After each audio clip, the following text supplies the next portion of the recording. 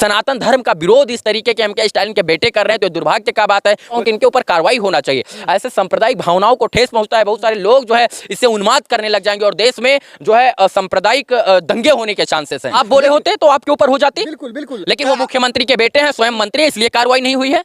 इसलिए कार्रवाई नहीं हुई है। एक मुख्यमंत्री का बेटा है ना महाराज, आप किसके बेटे? किसान के। आप बोलिएगा तो आप जेल में चले जाइएगा, आपके ऊपर एनएसए लगा दिया जाएगा। मुख्यमंत्री का बेटा महाराज, समझ रहे हैं, बड़ी हस्ती है वो, उसके ऊपर कुछ नहीं होगा। मनीष कश्यप के ऊपर जब एनएसए लग गया कि भैया ये दो राज्यों को भड़काने का प्रयास कर रहा है, तो एम.के. स्टालिन के बेटे उदयनिधि स्टालिन पर एनएसए क्यों नहीं? मनीष कश्यप के ऊपर एनएसए तो उदयनिधि स्टालिन के ऊपर एनएसए क्यों नहीं? एफआईआर क्यों नहीं? जैसे सांप्रदायिक दंगे हो सकते हैं तो उनके ऊपर एनएसए क्यों नहीं लगाया गया? ये मनीष कश्यप की मां ने पत्र लिखकर पूछा है राष्ट्रपति महोदया से, द्रौपदी मुर्मू जी से। और सनातन धर्म की तुलना डेंगू कोरोना जैसे शब्दों से की है। उन्होंने कहा कोरोना को भगाया जा सकता है लेकिन सनातन को नहीं, इसको उखाड़ना पड़ेगा। और हम लोग सनातनी हैं, हमारी पीड़ा हुई हमको कि भाई ऐसे कैसे कोई बोल सकता है और इससे सांप्रदायिक दंगा फैल सकता है, सांप्रदायिक भावनाओं को ठेस पहुंच सकते हैं। सनातन को मानने वाले लोग जो हैं वो आपस में लड़ सकते हैं। एम.के. स्टालिन के बेटा जो है वो सनातन धर्म को लेकर के बहुत बड़ी बात कह दी है, जो कि जितने भी सनातन धर्म के लोग हैं कहीं न कहीं उनके खिलाफ आवाज़ उठा रहे हैं। उसी के बीच हमारे साथ रवि भट्ट है।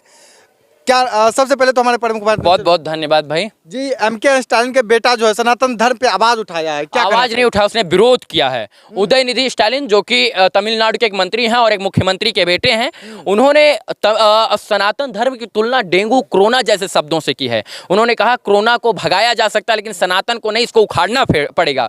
और हम लोग सनातनी हैं, हमारी पीड़ा हुई हमको कि भाई ऐसे कैसे कोई बोल सकता है और इससे सांप्रदायिक दंगा फैल सकता है, सांप्रदायिक भावनाओं को ठेस पहुंच सकते हैं। सनातन को मानने वाले लोग जो हैं वो आपस में लड़ सकते हैं और ये दुर्भाग्य का बात है कि सनातन धर्म का विरोध इस तरीके के एम.के. स्टालिन के बेटे कर रहे हैं तो दुर्भाग्य का बात है। वो एक संवैधानिक पद पर, मैं माननीय न्यायालय से निवेदन करना चाहता हूं कि इनके ऊपर कार्रवाई होना चाहिए। ऐसे सांप्रदायिक भावनाओं को ठेस पहुंचता है, बहुत सारे लोग जो है इससे उन्माद करने लग जाएंगे और देश में जो है सांप्रदायिक दंगे होने के चांसेस हैं। तो इनके ऊपर कार्रवाई होना चाहिए और ये कार्रवाई इसलिए करना चाहिए ताकि कोई भी ऐसा संवैधानिक पद पर बैठा व्यक्ति इस तरीके की बात और वक्तव्य ना करे। अच्छा, एक बात बताइए, जैसे कि अगर आम नागरिक अगर इस तरह से बोला होता सनातन धर्म के बारे में तो अभी तक एफआईआर दर्ज हो गया होता, अभी तक कार्रवाई हो जाती। बिल्कुल, लेकिन आप बोले होते तो आपके ऊपर हो जाती। बिल्कुल बिल्कुल, लेकिन वो मुख्यमंत्री के बेटे हैं, स्वयं मंत्री है, इसलिए कार्रवाई नहीं हुई है।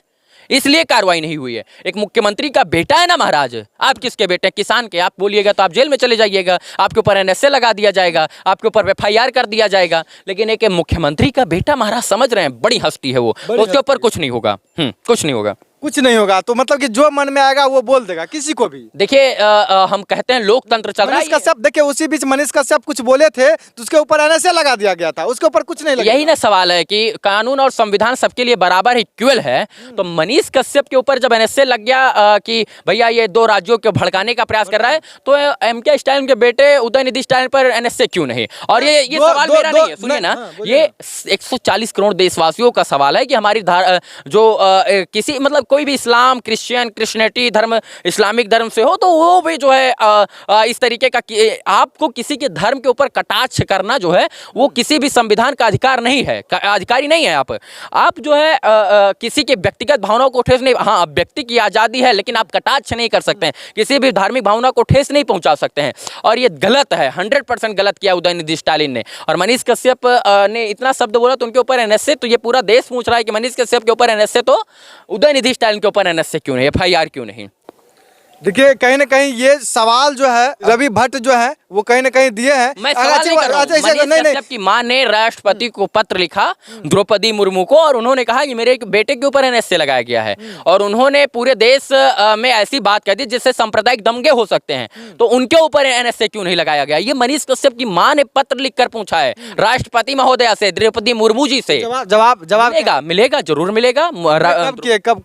कल की 6 तारीख को 6 सितंबर 2023 को उन्होंने पत्र लिखा है। क्या लगता है रिजल्ट उधर से आ पाएगा जो दिए हैं पत्र लिखे? बिल्कुल देखिए राष्ट्रपति महोदय, हमको उम्मीद है कि पूरी तरीके से बातों को सुनेंगी और उचित कार्रवाई करवाएंगी।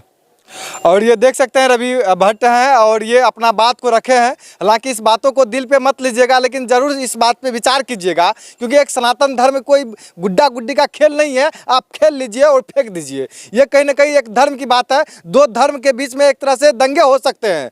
यहाँ पे बिहार में अगर कोई इंसान अगर आम इंसान अगर हिंदू मुस्लिम अगर बोल देता है तो उसके ऊपर कहीं ना कहीं कार्रवाई हो जाती है। लेकिन एक जो है मुख्यमंत्री के जो बेटे हैं वो इस तरह से सवाल किए हैं एक सनातन धर्म पे, कहीं ना कहीं मैं शासन प्रशासन से और मैं सरकार से नम्र निवेदन करना चाहता हूं कि कड़ी से कड़ी कार्रवाई किया जाए। तब तक के लिए जय हिंद।